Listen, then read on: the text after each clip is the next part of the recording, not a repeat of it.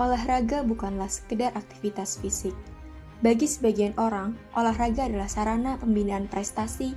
Olahraga menjadi ruang untuk menjaga kesehatan, membangun kepercayaan diri, dan berpartisipasi dalam kehidupan sosial. Karena itu, penyediaan fasilitas olahraga yang layak dan dapat diakses oleh seluruh masyarakat merupakan salah satu bentuk pelayanan publik yang penting. Disinilah peran birokrasi hadir, memastikan bahwa setiap warga negara memiliki kesempatan yang sama untuk berolahraga tanpa terkecuali. Video ini mengambil lokasi penelitian di fasilitas olahraga yang dikelola oleh Dinas Pemuda dan Olahraga Provinsi DKI Jakarta yang beralamat di Jalan Otto Iskandar Dinata, Kecamatan Jatinegara, Jakarta Timur. Video ini disusun oleh kelompok 8 dalam rangka ujian akhir semester mata kuliah Birokrasi dan Politik melalui penelitian yang berjudul Penyediaan Fasilitas Olahraga oleh Dispora Jakarta, Analisis Birokrasi dan Inklusivitas. Berdasarkan hasil observasi yang kami lakukan, fasilitas olahraga yang tersedia menunjukkan komitmen terhadap pemenuhan kebutuhan pengguna yang beragam.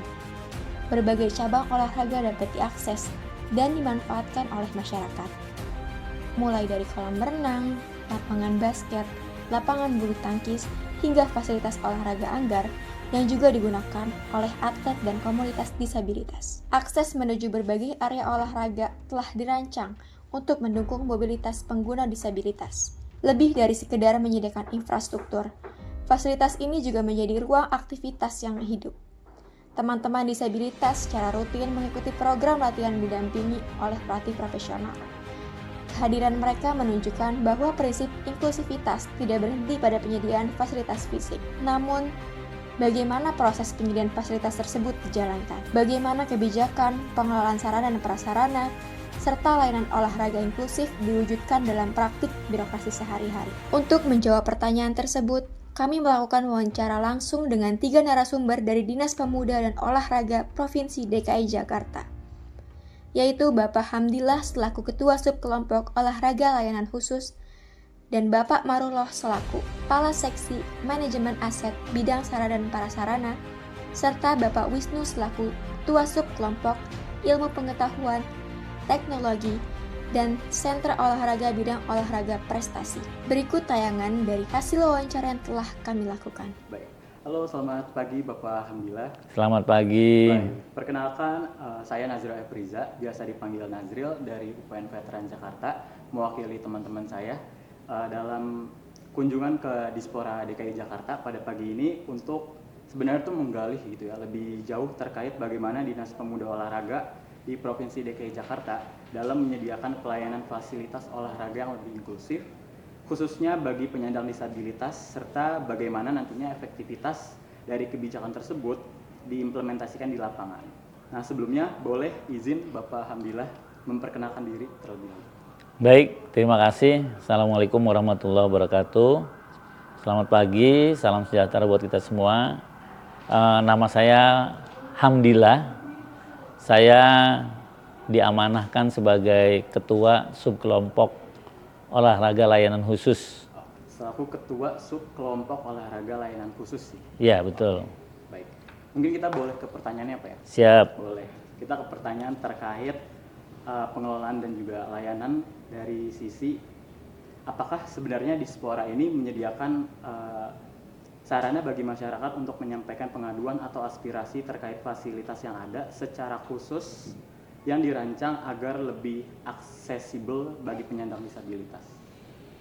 Jadi kanal pengaduan untuk kegiatan-kegiatan fasilitas ya, itu secara umum Pemprov DKI ada yang disebut program CRM ya. Program CRM. Iya. Jadi bagi masyarakat semuanya termasuk disabilitas bisa menyampaikan aspirasi dan pengaduannya di aplikasi atau di kanal itu.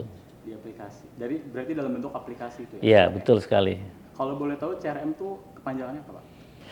CRM itu yaitu adalah Citizen Relationship Management. Jadi kanal pengaduan masyarakat DKI Jakarta, baik yang umum maupun yang disabilitas pada program atau fasilitas atau terkait yang pelayanan publik ya kepada masyarakat. Oke, Baik, berarti memang dalam bentukannya tuh udah ada gitu ya, udah disediakan ya Sudah dari disediakan. Pemprov DKI Betul. kepada Dispora untuk masyarakat. Ya, itu secara umum ya untuk Pemprov Secara DKI ya. umum ya. Oke. Selanjutnya nih terkait kebijakan dan juga program, kami ini pengen memahami lah lebih dalam dari sisi kebijakan dan juga program yang mendukung gitu terkait apakah sebenarnya terdapat regulasi atau kebijakan khusus yang mengatur pembangunan fasilitas olahraga yang ramah difabel dan juga program khusus yang memang ditujukan untuk mendukung aktivitas olahraga bagi penyandang disabilitas di Baik. DKI Jakarta. Ya, terima kasih.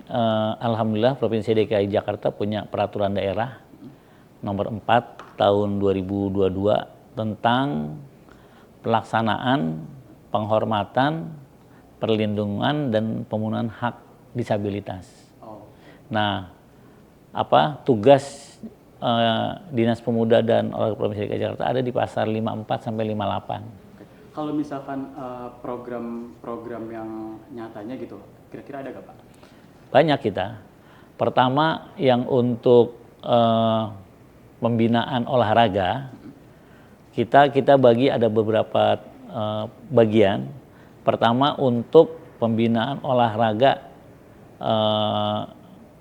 DKI Jakarta, yang pertama terkait dengan atlet untuk persiapan kejuaraan-kejuaraan nasional atau untuk kegiatan pekan olahraga disabilitas nasional, misalnya kayak Peparnas, Pekan Paralimpik tingkat nasional, atau Pesonas, Pekan Spesial Olimpik Nasional. Itu pembinaan keolahragaannya menjadi tanggung jawab DKI Jakarta bekerja sama dengan organisasi olahraga disabilitas. Ya, seperti National Paralympic Committee DKI Jakarta, Special Olympic Indonesia DKI Jakarta. Nah, kita memberikan hibah kepada organisasi tersebut untuk melaksanakan pembinaan olahraga dalam rangka mengikuti event-event nasional. Itu. Kedua, ada pembinaan yang kita sebut pembinaan usia dini. Ini untuk kelompok pelajar. Untuk kelompok pelajar. Ini disiapkan untuk kegiatan Pekan Paralimpik tingkat pelajar nasional atau Peparpenas ya, yang dilaksanakan setiap 2 tahun sekali. Kita juga punya program-program unggulan untuk atlet disabilitas. Oh iya. Bisa di setiap, kan di Perda nomor 4 tahun 2022 itu terkait dengan disabilitas ada beberapa hambatan ya, yang ada hambatan fisik sebutannya, yang terdiri dari tunadaksa, ada hambatan sensori yaitu tunarungu dan tunanetra, ada hambatan intelektual yang kita sebut mungkin tunagrahita, ada hambatan mental ya, kemudian terakhir dengan teman-teman yang double handicap barangkali. Nah, untuk kegiatan-kegiatan itu kita, untuk kejuaraan-kejuaraan itu kita buat kejuaraan namanya single event. Single event itu ada misalnya tahun ini ya yang kita akan buat itu kejuaraan olahraga atletik bagi tunadaksa dan tunanetra. Kejuaraan bulu tangkis untuk tunadaksa ya. Kemudian ada nanti tahun ini juga di bulan Mei insya Allah, kalau yang tadi di bulan April, di bulan Mei itu insya Allah nanti kita akan bikin kejuaraan boccia ya. Ya, kejuaraan boci buat yang intelektual disabilitas ya, intelektual disabilitas ya. Jadi kemudian juga nanti kita akan buat kegiatan misalnya untuk yang intelektual basket 3-on-3. Kemudian juga nanti di bulan Juli insya Allah kita akan bikin kejuaraan untuk yang tunarungu. Tunarungu itu insya Allah kita akan bikin kejuaraan renang untuk tunarungu dan kejuaraan futsal untuk tunarungu di bulan Juli. Dan per 2 tahun sekali juga kita juga ada pekan olahraga disabilitas. Atau bisa juga disebut Pekan Olahraga Paralimpik tingkat Provinsi DKI Jakarta. Iya. Nah, itu kita bekerja sama dengan organisasi olahraga disabilitas semua program kita bekerja sama dengan organisasi olahraga disabilitas, ya seperti NPC, National Paralympic Committee DKI Jakarta, SOINA, Special Olympic DKI Jakarta. Baik.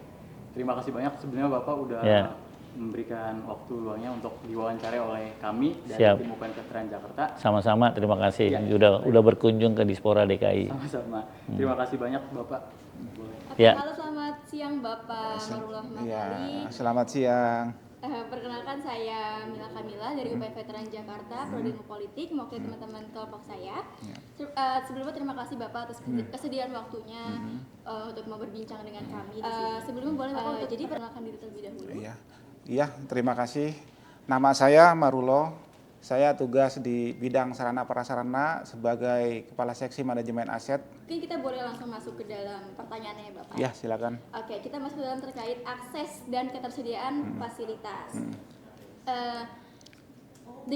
Pihak Dispora DKI Jakarta ini apakah sudah menyediakan fasilitas olahraga yang ramah dan inklusif bagi penyandang disabilitas? Boleh dijawab? Ya, saya coba jawab ya.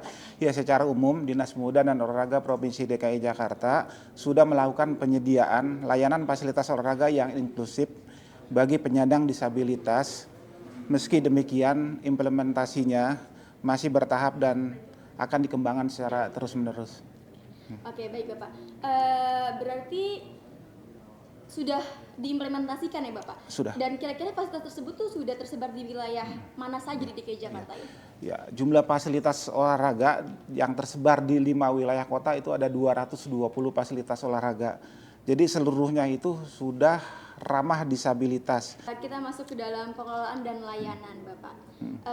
Bagaimana prosedur penggunaan dan perawatan fasilitas olahraga yang disediakan oleh Dispora DKI Jakarta? Lalu apakah masyarakat perlu untuk membayar guna mengakses fasilitas tersebut? Jadi Dispora mencantumkan instruksi gubernur sebagai dasar hukum pada setiap kerangka acuan kerja pada pembangunan fasilitas olahraga sehingga fasilitas disabilitas masuk dalam proses perencanaan awal. Jadi kalau terkait tadi ditanyakan membayar atau tidak, ada 2 kategori. Jadi fasilitas olahraga yang ada di DKI Jakarta itu ada yang di bawah gelanggang, ada yang di bawah sudin. Ya, yang beretribusi ini di bawah gelanggang.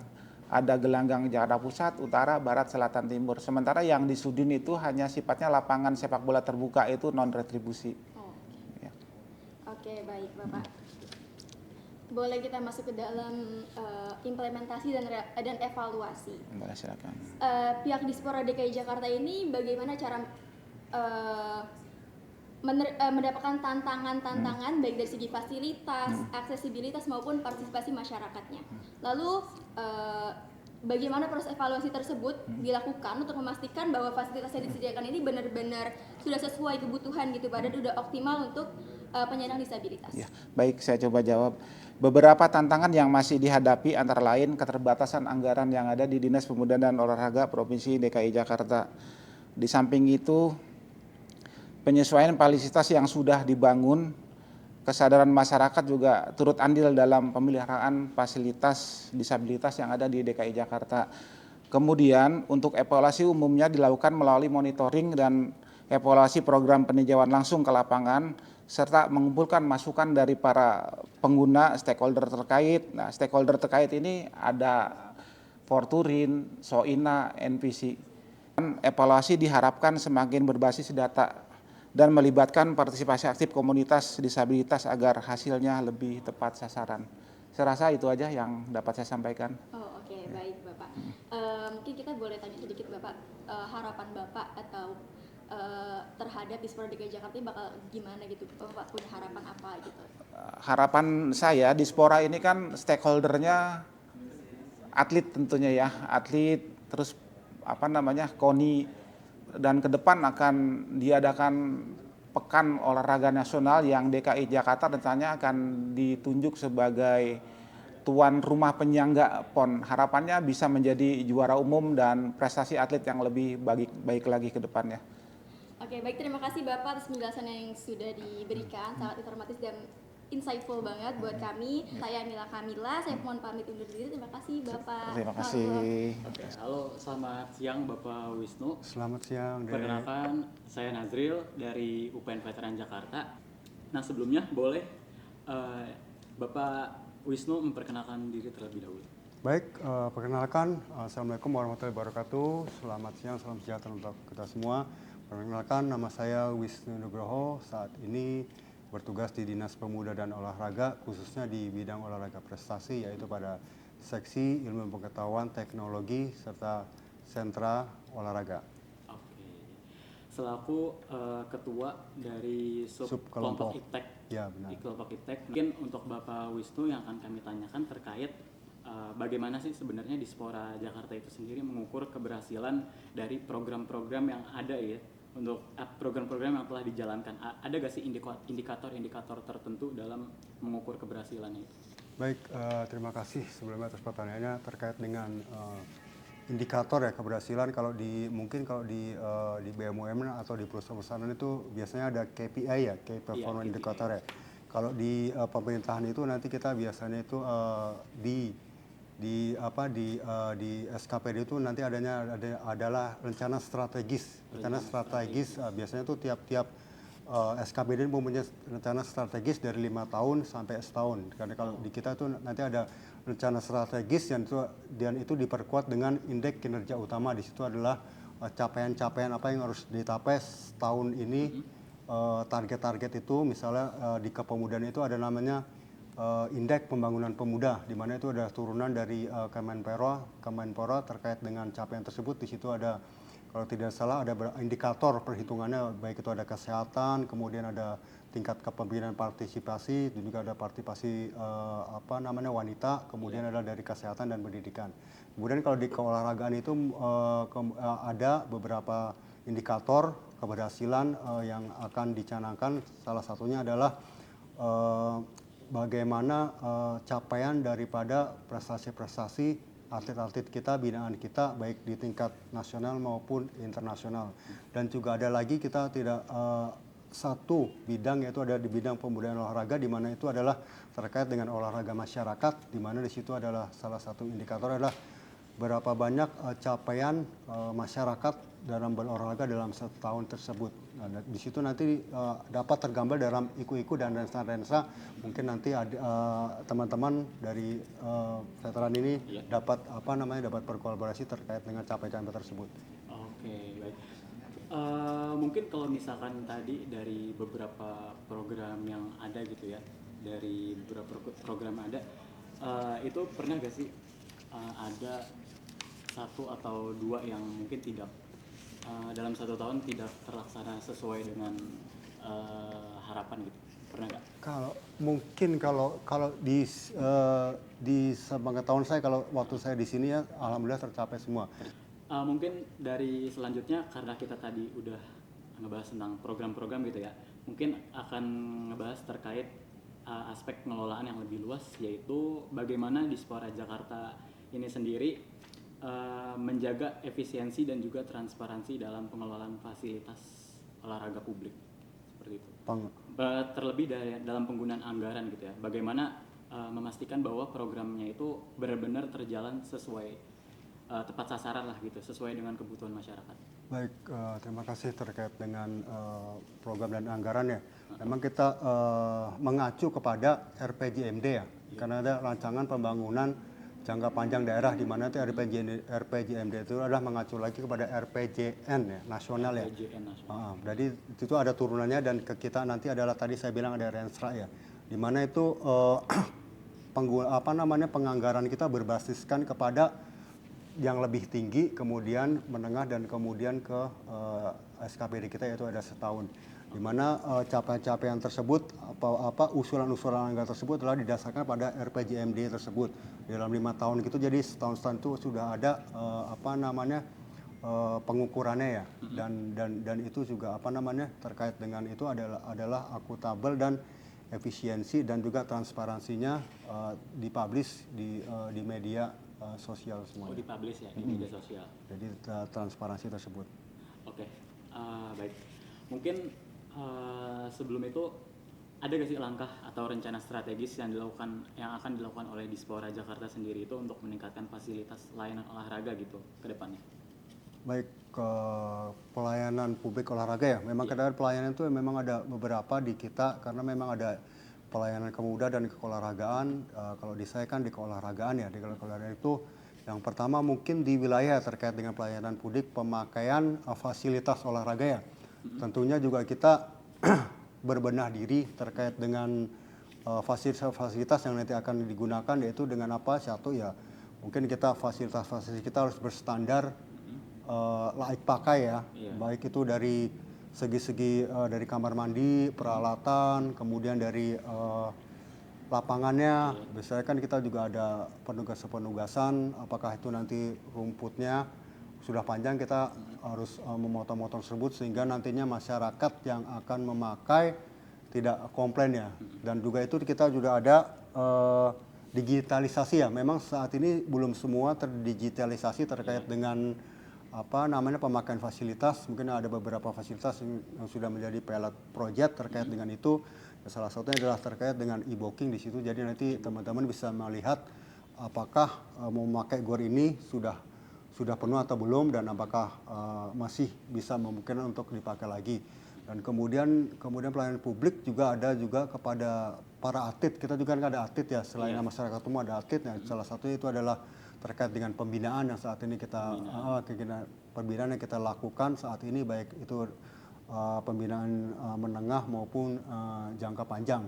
Dan juga salah satunya juga ini juga pelayanan publik daripada teman-teman dari veteran ini untuk mengunjungi Dispora supaya nanti dapat terinformasi ke halayak umum bahwa Dispora saat ini telah akan menjadi pilot project daripada SKB lain.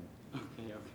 Baik, mungkin terakhir kali Pak ya. Terkait kalau misalkan tadi kan sempat disinggung ada pembinaan gitu. Kalau misalkan pembinaan itu biasanya rentang waktunya tuh berapa kali gitu? Atau mungkin pembinaan dilakukan ketika ada event kah atau gimana? Baik, saat ini memang kalau pembinaan pembinaan olahraga khususnya pembinaan olahraga di Provinsi DKI Jakarta terutama ya yang dilaksanakan oleh Dispora ini adalah sepanjang tahun. Karena memang ada 3 level. Yang pertama adalah POPB ya. Jadi teman-teman harus ada informasi juga nih terkait pembinaan di Dispora, ada tingkat 3 level. Yang pertama adalah pembinaan olahraga prestasi berkelanjutan, yaitu adalah pembinaan olahraga under 15 tahun ke bawah. Dan saat ini itu ada 38 cabang olahraga, sekitar 700 atlet. Dan itu adalah pembinaan secara desentralisasi. Desentralisasi, kamu tahu nggak desentralisasi? Jadi ada pembinaan tidak tersentralisasi, tidak menginap, jadi dia hanya pulang dan pergi. Dan itu fasilitasnya juga kita perhatikan, baik dari uang saku, kesehatan, kemudian dan lain sebagainya. Berarti itu di cover sama Dispora? Di cover sama Dispora, baik itu kesehatan. Kemudian dari situ kita ada level kedua, yaitu terkait dengan PPOP. Mungkin teman-teman sudah tahu pembinaan terkait dengan PPOP, yaitu yang di Ragunan, Sekolah Atlet Ragunan ya. Nah, itu adalah pembinaan yang tersentralisasi, di mana mungkin kawah candra di mukanya dari Dispora di situ. Jadi atlet-atlet yang benar-benar nanti akan diinikan ke nasional. Kemudian dari situ diharapkan nanti satu ada level lagi terkait dengan level yaitu pembinaan PPLM, yaitu pembinaan mahasiswa ya. Dari dan nanti diinginkan dari kita, dari PPOPB yang tadi under 15, terus ke PPOP Sekolah Ragunan, nanti satu lagi ke mahasiswa tadi. Nah, kalau PPLM mahasiswa. Nah, mahasiswa ini sama dengan tadi dengan POPB ya. Jadi dia desentralisasi, tidak menginap seperti di PPOP. Kalau di PPOP itu semua itu dapat semua. Jadi teman-teman kalau masuk nanti ada keponakan atau apanya, nanti nggak apa-apa, masuk aja. Jadi kita sekarang sudah transparan semua. Kita sudah melalui digital semua, baik itu rekrutmen maupun nanti hasil-hasilnya semua. Dan nanti diharapkan juga dari PPLM nanti ada satu lagi ke level, yaitu ke level elit, yaitu di KONI. Jadi nanti KONI kita bekerja sama mengkoordinasikan. Jadi tugas KONI akan lebih ringan. Jadi nanti akan memetik dari 3 level tadi. Dan kemudian diharapkan dari situ nanti dapat meningkat ke target dari Kemenpora, yaitu tadi terkait dengan desain besar olahraga nasional, dan di kita adalah desain olahraga daerah. Demikian. Mungkin dari aku juga sudah cukup terkait pertanyaannya juga. dan jawaban-jawabannya juga sudah cukup. Semoga apa yang telah disampaikan oleh Bapak Wisnu juga nanti akan memberikan gambaran yang jelas kepada masyarakat mengenai upaya pemerintah dalam mewujudkan fasilitas olahraga yang memadai di Jakarta dan juga lebih inklusif gitu ya. Baik, terima kasih Mas. Sama-sama. Terima kasih banyak Pak Wisnu. Sama-sama. Selamat. Ya. Terima kasih atas atensi dan perhatiannya. Semoga bermanfaat. Wassalamualaikum warahmatullahi wabarakatuh.